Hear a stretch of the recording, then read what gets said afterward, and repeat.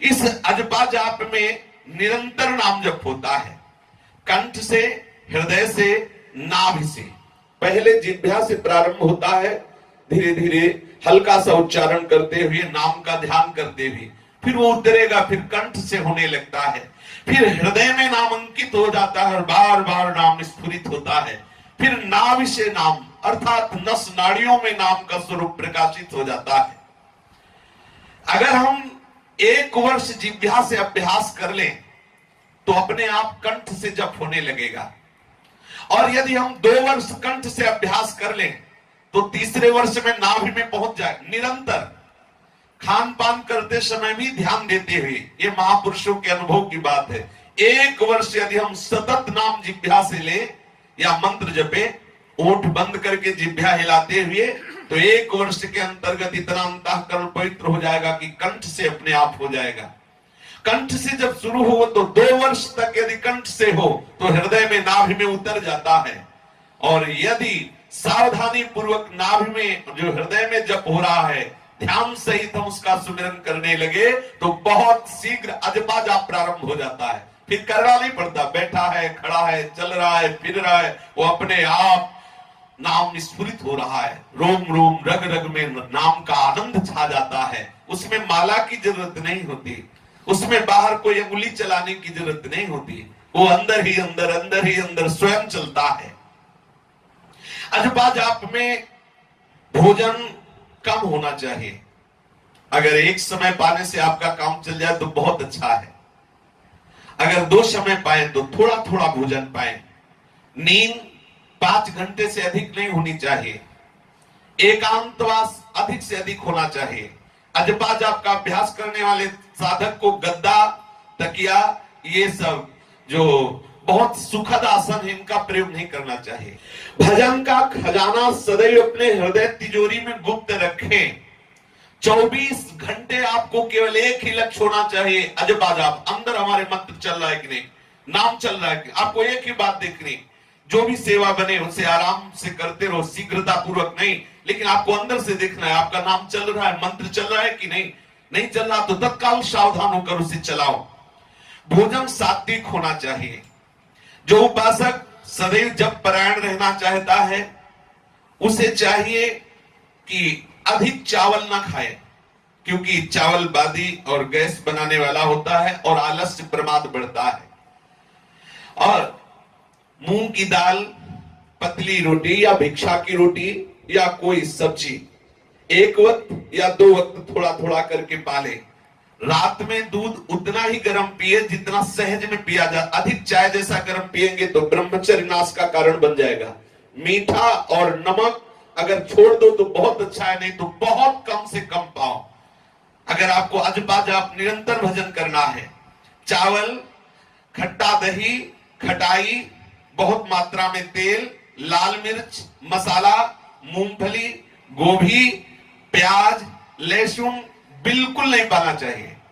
ये इसलिए वर्णन कर रहे हैं कि अगर आप मूंगफली पाओगे तो इसका परिणाम देखा गया है, ये कब्ज बनाती है, बहुत गर्म होती है, उपासक को बर्दाश्त नहीं हो पाएगा, उसके ब्रह्मचर्य को बर्दाश्त नहीं होगा। गोभी भी गैस्ट्रिक होती है। ये जितने पदार्थ लिखे हैं भजन में हानि करने वाले हैं। मांस आदि तो सर्वथा त्याज्य है, और प्याज लहसुन के लिए महापुरुषों से और शास्त्रों में लिखा पाया गया है कि जो प्याज लहसुन पाता है उसे अंत में प्रेत की योनि प्राप्त होती है। इसीलिए हमारे यहाँ खान पान में बहुत सावधानी का बर्ताव किया गया है। प्याज लहसुन आदि किसी भी तरह से हमारे उदर में नहीं जाना चाहिए। यदि आप भजन करना चाहते हैं तो भोजन के संबंध पर पहले विचार कर लीजिए, क्योंकि भोजन के रस से ही शरीर, प्राण और मन का निर्माण होता है। जो अशुद्ध भोजन करते हैं उनका शरीर अशुद्ध हो जाता है, उनके प्राण क्षोभ युक्त हो जाते हैं, चित्त में सदैव ग्लानि बनी रहती है। जिसमें ग्लानि होती है चित्त में, जो शरीर बोझा सा लग रहा है, प्रमाद छाया हुआ है, वो कैसे मंत्राकार वृत्ति कर सकता है। आवश्यकता ठीक से समझते हुए आहार करें कि ये हमारे लिए आवश्यक है, ये अनावश्यक है, और भजन में लगे तो बहुत शीघ्र लाभ होता है। घर में यदि नाम जप किया जाए तो 10 गुना फल होता है। घर में जो आप नाम जप कर रहे हो वहां गाय बंधी है, तो आप समझो कि ऐसे जब करने से उस गाय के जगह में जब करने से 10 गुना लाभ होगा। और यदि आप जंगल में चले गए, पीपल के नीचे बैठ के जब कर रहे हैं, तो आप वहां से 100 गुना ज्यादा लाभ प्राप्त करेंगे। और यदि आप वहां से कहीं तीर्थ चले गए फिर जब कर रहे हैं, तो आपको 1000 गुना, एक माला के जपने पर 1000 माला का लाभ प्राप्त होगा। और यदि आप गंगा या यमुना के तट में 8 हाथ के अंतर्गत, महापुरुषों से सुना है, 8 धारा की दूरी 8 हाथ, 8 हाथ के अंतर्गत बैठकर जप करेंगे तो लाख गुना बढ़कर आपको जप का फल मिलेगा। और यदि आप कहीं पुरियों में, जो भगवत लीला की पुरी है, मथुरापुरी, अयोध्यापुरी, काशीपुरी, कांचीपुरी, द्वारिकापुरी, इनमें जब करेंगे तो आपको करोड़ गुना फल मिलेगा। और यदि धाम में जब करेंगे तो अरब गुना फल मिलेगा। और यदि गुरुदेव के चरणों के समीप बैठ करके जब करेंगे तो अनंत गुना फल मिलेगा। गुरुदेव के चरणों के समीप, देख लो, गुरुदेव के चरणों के समीप बैठ करके अनंत गुना सबसे श्रेष्ठ है। यदि आप धामवासी है तो गर्व करो कि हमें प्यारी जी ने स्वीकार कर लिया। कितना धाम का कितना, या एक माला बाहर जब हो तो अनंत गुना लाभ हो। और कहीं धाम में सदगुरुदेव के चरणों में बैठ के जब करने को मिला तो फिर वहां वर्णन नहीं कि उसको भगवत प्राप्ति की कोई चिंता, जिसके सदगुरुदेव समर्थ विराजमान है, दिए हुए महाप्रेमामृत स्वरूप मंत्र का जाप, गुरुदेव के चरणों के आश्रित होकर त्रिभुवन उसके अधीन है, त्रिभुवन उसके अधीन है। जिस स्थान पर कोई भय न लगता हो, किसी के द्वारा आपको सताने का भय न हो, सांप है, बिच्छू है, बाघ है, या किसी भी तरह से जीव का, बंदर आदि का भय न हो, वही बैठ करके जप का अनुष्ठान करना चाहिए। जप करना, मान लो आप बैठे हो, बार बार लग रहा बंदर न छीन ले जाए माला या परेशान, वहां मत बैठो, सुरक्षित जगह में बैठो जहां आप अपने मन को एकाग्र कर सकते हो। इस तरह से जो उपासक सदैव अजपा जाप में संलग्न होना चाहता है, उसे कभी सैया पर शयन नहीं करना चाहिए, भूमि शयन करना चाहिए। स्पष्ट वर्णन है। जो अजपा जाप करना चाहता है उसे भूमि शयन करना चाहिए, भूमि में आसन लगाकर शयन करना चाहिए। दूसरी बात, गृहस्थ हो तो केवल संतानोत्पत्ति के लिए भगवत इच्छा, भगवत आज्ञा का पालन करने के लिए ब्रह्मचर्य खंडित करे, और विरक्त हो तो पूर्ण ब्रह्मचर्य रहे। तीसरी बात, अजपा जाप चलाने वाले साधक को मौन का आश्रय लेना चाहिए, विचार मौन।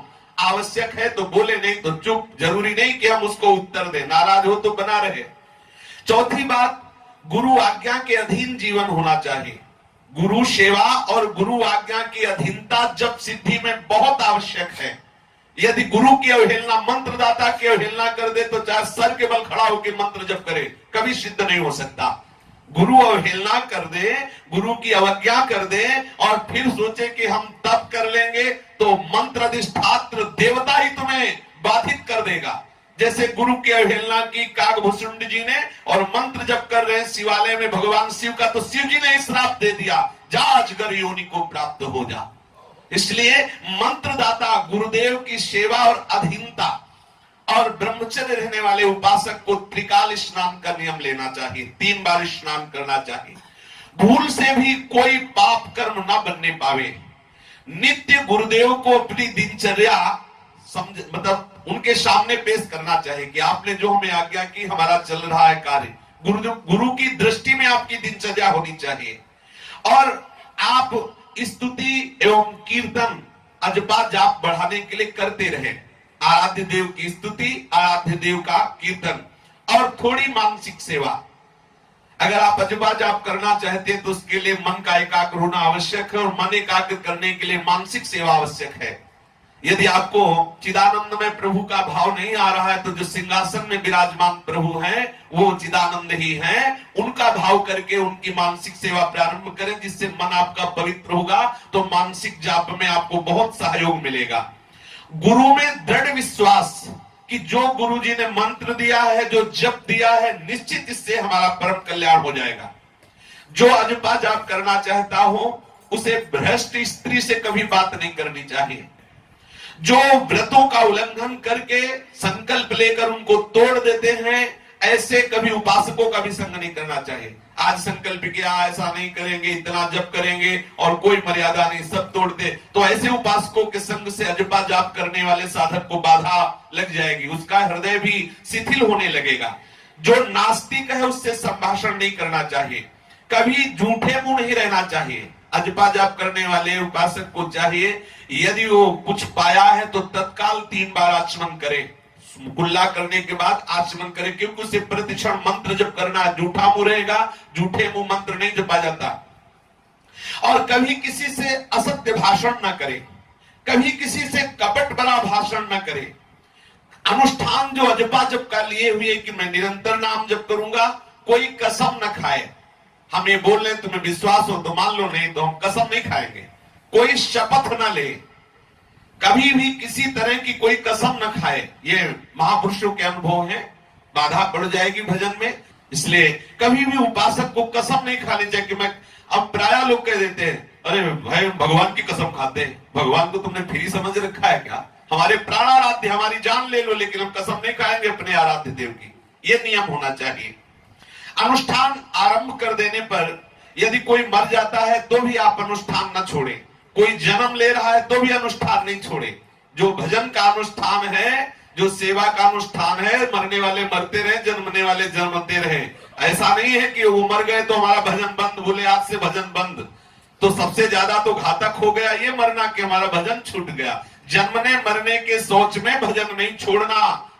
अपना आसन, अपना वस्त्र, अपनी शैया किसी को छूने ना दो। वैसे चाहिए एकांतिक वास होना चाहिए। तो भाई जी श्री हनुमान प्रसाद पोद्दार जी ने भी कहा यदि उपासक का अकेला कमरा हो, उस कमरे में कोई प्रवेश न करे, उसकी शैया पे कोई न बैठे, उसके आसन पे कोई न बैठे, तो उसको बहुत जल्दी जो उसके भजन के परमाणु हैं अनुभव में आने लगेंगे और उसका भजन बढ़ने लगेगा। अपने पात्रों में पाए, अपनी शैया में शयन करे, अपने हाथ से अपने वस्त्र धोए, अपने कमरे का जो मार्जन आदि है वो अपने हाथ से करे, फिर ताला लगाए, बाहर जाए तो ताला लगा के जाए, कोई उसके कमरे में प्रवेश ना करे। अगर भगवत कृपा से आपको ऐसा वास मिला हो तो आप थोड़ी सावधानी रखिए, आप किसी के कमरे में मत जाइए, किसी को अपने कमरे में मत बुलाइए। साधना परायण रहो, जितनी साधना करोगे तो आपके परमाणु आपको सहयोग करेंगे। आप अपने साधन कक्ष में कभी गाना बजाना, ये सांसारिक वार्ता ना सुने। जैसे आप मोबाइल आदि से है गाना बज रहा है, ये वो बज रहा है, ये सब नहीं। आपका परमाणु से युक्त भागवतिक कमरा होना चाहिए। और देखा है हमने, श्रीधर बाबा कालीदेव में विराजमान थे, छोटी सी कुटिया थी और बड़े विनोद की बात की लगी थी मच्छरदानी, और चला जाए हाथ, मच्छर की बात क्या, इतनी फटी थी कि हाथ अंदर चला जाए। जब कहते बाबा नई मच्छरदानी ले आए, ये फट गई, बोले ले अभी काम चल रहा है। ऐसे विरक्त कि मच्छरदानी लगी है और उसमें हाथ चला जाए, ऐसे ऐसे बड़े बड़े छेद है और इतने परमाणु की सच्ची मानो, जहां कुटिया में प्रवेश करो तो ऐसा लगता कि केवल जप करो, केवल जप, क्योंकि वो जप प्रधान महापुरुष थे। इतने परमाणु भजन के उनके छूते ही हृदय में जैसे मशीन रख दी गई हो ऐसे मंत्र चलता था। इतना उनका जोर का भजन था कि जितनी देर उनके पास बैठो कुछ और याद आएगा ही नहीं, केवल भजन चलेगा। और ये ऐसा कई साधकों को अनुभव हुआ। ये क्यों? क्योंकि उनका परमाणु से भरा हुआ आसन, परमाणु से भरा हुआ उनकी कुटिया है। साधक को अपने कुटिया के परमाणु सुरक्षित रखने चाहिए। यदि आप इस तरह से भगवत आराधन करेंगे, सतत नाम जप का अभ्यास करेंगे, तो बहुत शीघ्र नामी में अनुराग हो जाएगा और प्रभु में अनुराग हो जाना ही जीवन का परम लाभ है। शेष चर्चा आगे। श्री राधा वल्लभ लाल की।